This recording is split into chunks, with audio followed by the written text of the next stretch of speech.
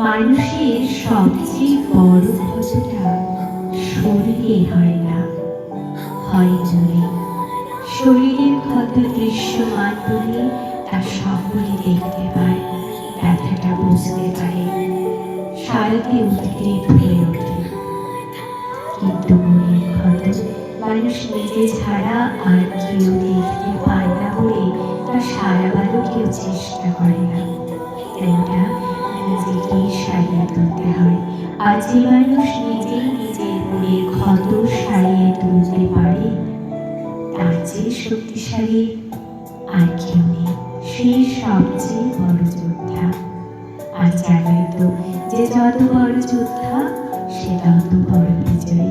সুতরাং যে কোনো যুদ্ধে জিততে চাইলে সবার আগে নিজের অন্তরের ক্ষত নিজেকেই সারাতে হবে।